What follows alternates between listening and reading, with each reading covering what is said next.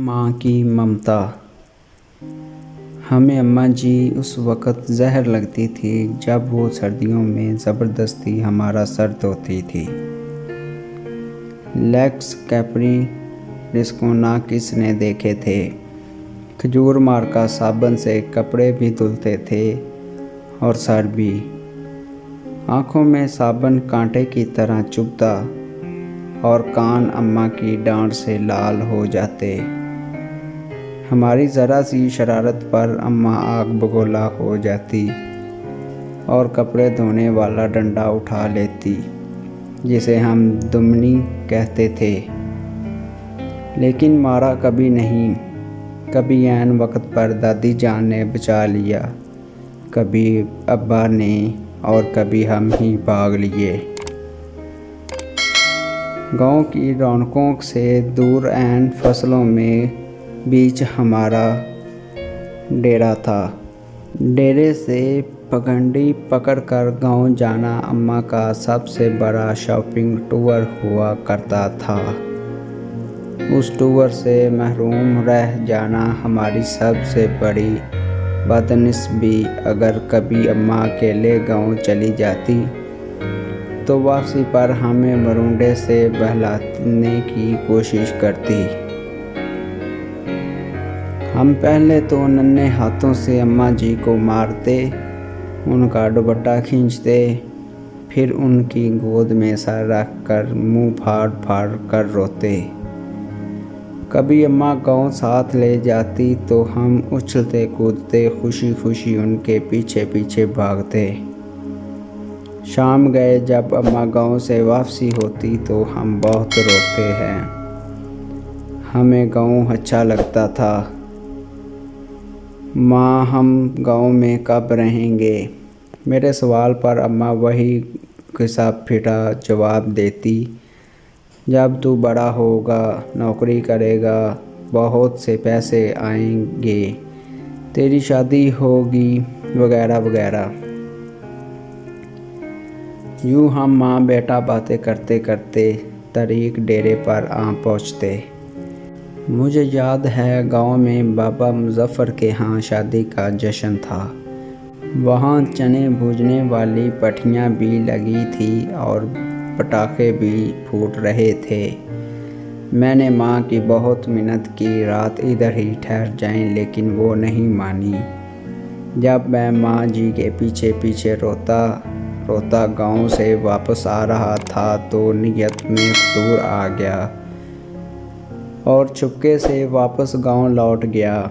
शाम का वक़्त था। माँ को बहुत देर बाद मेरी गुमशुदगी का अंदाज़ा हुआ। वो पागलों की तरह रात के अंधेरे में खेतों में आवाज़ें लगाती और डेरे से लेकर गांव तक हर कोने में लालटेन लटका कर झांकती रही। रात गए जब मैं शादी वाले घर से बजरियात हुआ तो वो शेरनी की तरह मुझ पर हमलावर हुई। उस रात अगर गांव की औरतें मुझे ना बचाती तो अम्मा मुझे मार ही डालती। एक बार अब्बू ने अपने पीर साहब को मिलने सरगोदा गए हुए थे। मैं उस वक़्त 6-7 साल का था। मुझे शदीद बुखार हो गया। अम्मा जी ने मुझे गर्म चादर में लपेट कर कंधे पर उठाया और खेतों से गुजरती 3 किलोमीटर दूर गांव से अड्डे पर डॉक्टर को दिखाने ले गई। वापसी पर एक खाले को फिलांगते हुए वो खेत में गिर गई, लेकिन मुझे बचा लिया। उन्हें शायद घुटने पर चोट आई। उनके मुंह से मेरे लिए हस्बी अल्लाह निकला। ये वाक़या मेरी ज़िंदगी का सबसे पुरानी याददाश्तों में से एक है। यकीना वो बड़ी हिम्मत वाली खातून थी और आखिरी सांस तक मेहनत मुशक्क़त की चक्की पीसती रही। फिर जाने कब मैं बड़ा हो गया और अम्मा से बहुत दूर चला गया। साल भर बाद जब घर आता तो अम्मा गले लगा कर खूब रोती, लेकिन मैं सब के सामने हंसता रहता।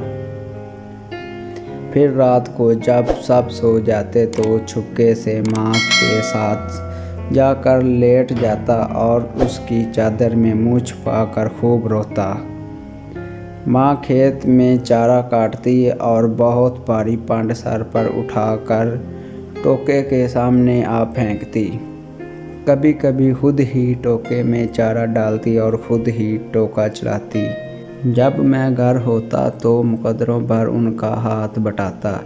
जब मैं टोका चलाते चलाते थक जाता तो वो सरगोशी में पूछती, बात करूं तुम्हारी फलां घर में। वो जानती थी मैं पैदाइशी आशिक हूँ। वो इसी बातों से मेरी बैटरी फुल चार्ज हो जाती है। फिर हमने गांव में घर बना लिया और माँ ने अपनी पसंद से मेरी शादी कर दी। मैं फैमिली लेकर शहर चला आया और माँ ने गांव में अपनी अलग दुनिया बसा ली। वो मेरे पहले बेटे की पैदाइश पर शहर भी आई। मैंने उन्हें समंदर की सैर भी कराई। क्लिफ्टन के साहिल पर चाय पीते हुए उन्होंने कहा, इस समंदर से तो हमारे डेरे का छप्पड़ ही ज़्यादा खूबसूरत लगता है। माँ बीमार हुई तो मैं छुट्टी पर ही था।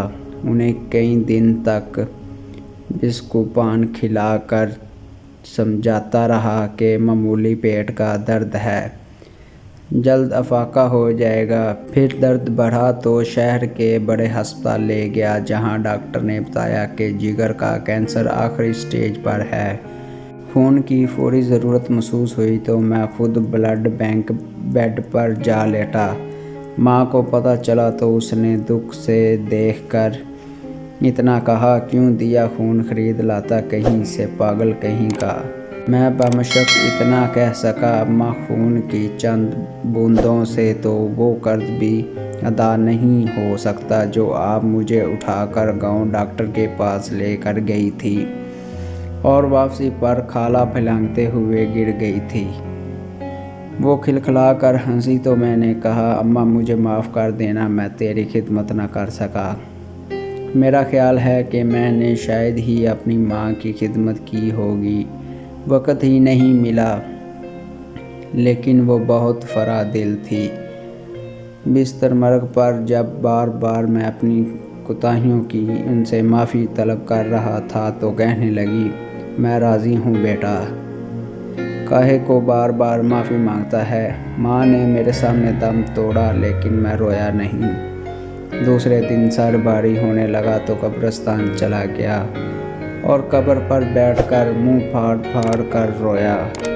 माँ से बिछड़े मुद्दत हो गई। अब तो यकीन भी नहीं आता कि माँ कभी इस दुनिया में थी भी कि नहीं। अब बैतुल्ला का तवाफ़ करते हुए पठानों और स्वातनियों के हाथों फुटबॉल बनता बनता जाए कैसे दीवार काबा से जा टकराया। यूँ लगा जैसे मुद्दतों बाद फिर एक बार माँ की गोद में पहुँच गया हूँ। वही सुकून जो माँ की गोद में आता था, वही अपनायत, वही मेहनत जिसमें खुद खौफ का गर्ज भी शामिल था। इस बार मुँह फाड़ कर नहीं, धारे मार मार कर रोया। 70 माओं से ज़्यादा प्यार करने वाला रब काबा और हम सदा के शरारती बच्चे।